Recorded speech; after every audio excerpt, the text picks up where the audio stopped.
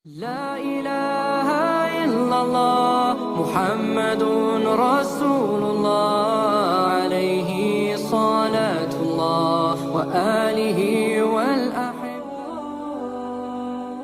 Assalamualaikum warahmatullahi wabarakatuh. Kota Konstantinopel yang dibangun pada tahun 330 Masehi oleh Kaisar Bizantium Konstantin I menjadi ibu kota Romawi Timur dan merupakan kota paling kuat di dunia pada masanya. Inilah kota yang dijanjikan Rasulullah SAW kelak akan ditaklukkan oleh kaum muslimin. Dalam suatu hadis, Nabi Muhammad SAW pernah bersabda, "Sungguh Konstantinopel akan ditaklukkan. Sebaik-baik pemimpin adalah yang memimpin saat itu, dan sebaik-baik pasukan adalah pasukan perang saat itu." Hadis riwayat Imam Ahmad. Maka sejak saat itu pula, sabda Rasulullah SAW menjadi sangat fenomenal di kalangan umat Islam. Jadi dalam janji Nabi, Konstantinopel akan jatuh di tangan muslim terbaik dengan pasukan terbaiknya. Itu sebabnya, sejak Khalifah Umayyah di Damaskus hingga ratusan tahun kemudian, upaya menaklukkan Konstantinopel terus dilakukan. Namun tidak ada satupun yang berhasil. Hanya seorang pemuda belia yang kemudian mampu menaklukkan ibu kota Kristen Timur ini. Dia adalah Muhammad II yang kemudian mendapat gelar Fatih, sang penakluk. Muhammad Al-Fatih adalah Sultan Utsmani atau dinasti Ottoman generasi ke-7. Kekhalifahan Islam terakhir yang memimpin kaum muslim dan berpusat di Turki. Semuanya berawal dari janji Rasulullah SAW kepada umatnya. Kota yang menjadi pusat Kristen Timur kelak akan ditaklukkan oleh kaum muslimin. Namun Rasulullah SAW tidak menjelaskan secara rinci kapan dan siapa yang menaklukkan kota Konstantinopel. Janji Rasulullah SAW inilah yang memotivasi kekhalifahan Turki Utsmani untuk terus berupaya mewujudkan janji itu. Janji Rasulullah SAW inilah yang membuat Sultan Murad II mempersiapkan dengan cermat untuk menaklukkan Konstantinopel. Berbagai penyerangan dilakukan ke benteng Konstantinopel. Kegagalan demi kegagalan tak membuat dirinya putus asa. Bahkan ia mempersiapkan generasi berikutnya untuk melaksanakan cita-citanya. Namun pada awalnya, Muhammad Tsani, yaitu Muhammad Al-Fatih yang masih kecil sungguh disayangkan. Muhammad Tsani sulit untuk diandalkan. Muhammad Tsani sudah terlanjur hidup mewah di lingkungan istana, sehingga menjadi anak yang manja. Ia selalu berlindung di bawah kebesaran sang ayah, sehingga menyulitkan para ulama yang didatangkan ke istana untuk mendidiknya. Hingga akhirnya, kelembutan dan ketegasan dua ulama besar berhasil menundukkan Muhammad kecil. Beliau adalah Aksyamsuddin dan Muhammad bin Ismail Al-Qurani. Di tangan Aksyamsuddin sang guru, Muhammad Al-Fatih belajar banyak hal.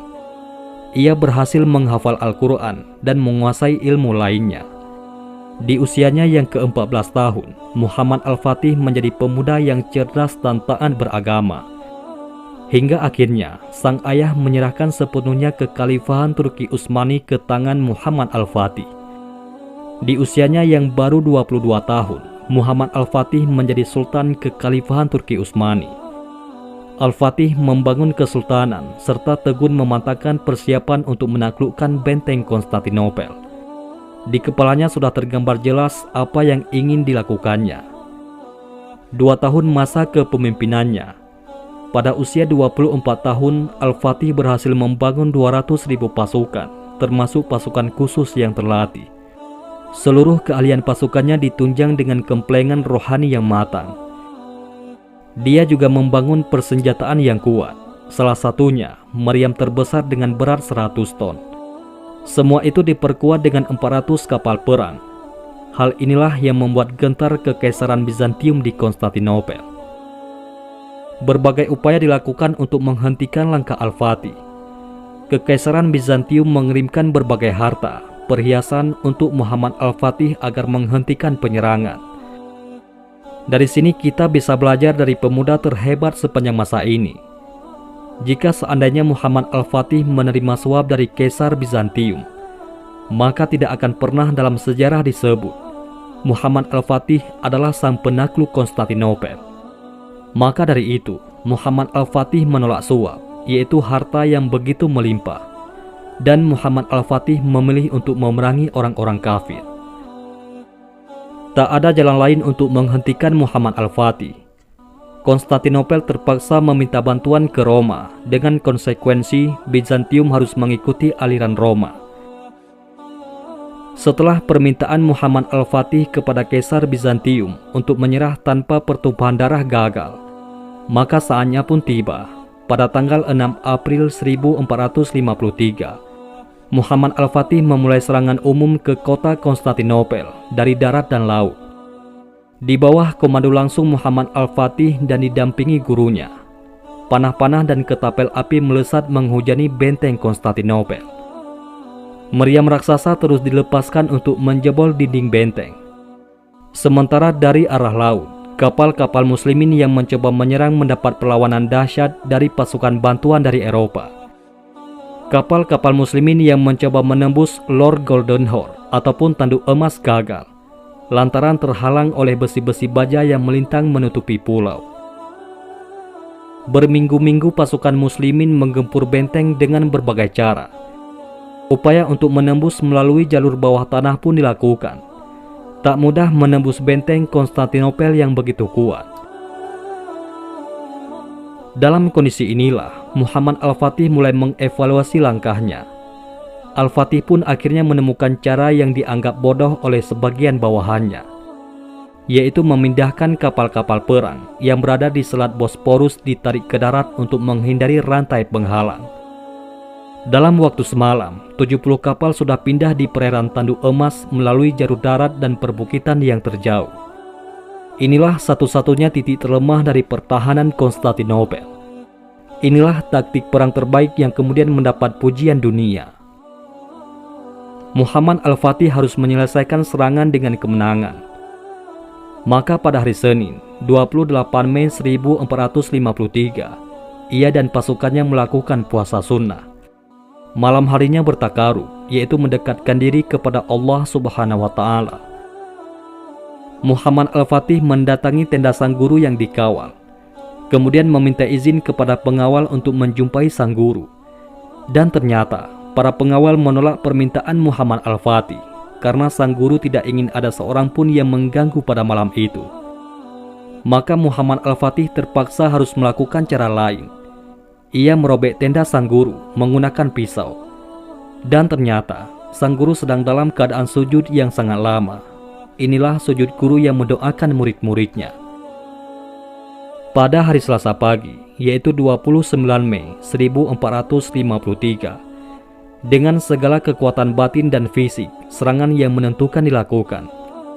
Teriakan takbir yang menggelora semangat jihad menjadi penentu nasib Konstantinopel.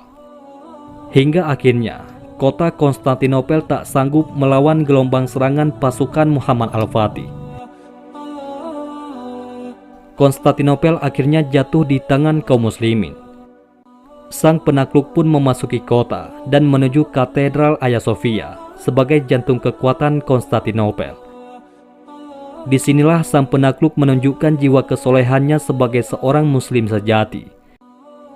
Bayang-bayang buruk penduduk Konstantinopel akan nasib yang menanti mereka sirna dengan kedamaian yang dibawa Muhammad Al-Fatih. Ia memberikan kebebasan dan toleransi pada siapapun yang ingin tinggal di kota ini. Hagia Sophia kemudian menjadi masjid dan tempat sholat Jumat pertama kaum muslimin di kota ini. Nama Konstantinopel kemudian diubah menjadi Islambul ataupun kota Islam yang kemudian populer dengan sebutan Istanbul. Maka selesailah misi seorang Al-Fatih. Ia telah memenuhi janji Rasulullah SAW. Konstantinopel benar-benar jatuh di tangan sebaik-baik penguasa.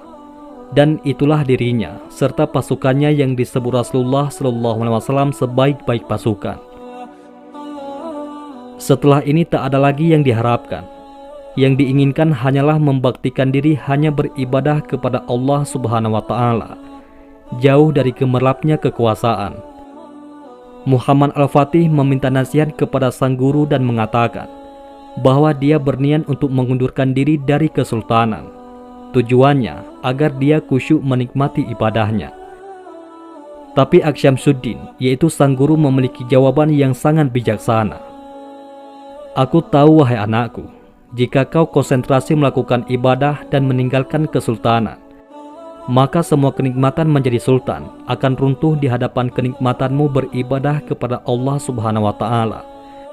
Tetapi wahai anakku, keberadaanmu di kursi kesultanan jauh lebih bermanfaat bagi orang lain daripada engkau menikmati sendiri ibadahmu.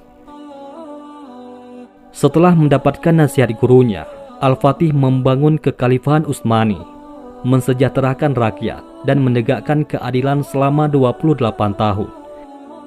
Hingga akhirnya Muhammad Al-Fatih menghembuskan nafasnya yang terakhir dalam perjalanan dengan pasukannya untuk menaklukkan sebuah negeri.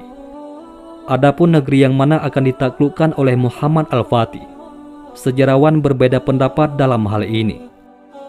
Mungkinkah Roma yang menjadi tujuannya untuk menggabungkan kebesarannya memenuhi janji Rasulullah SAW? Wallahu a'lam bishawab. Itulah kisah Muhammad Al-Fatih, pemuda yang mampu buktikan janji Rasulullah SAW. Mudah-mudahan ini semua bermanfaat. Assalamualaikum warahmatullahi wabarakatuh.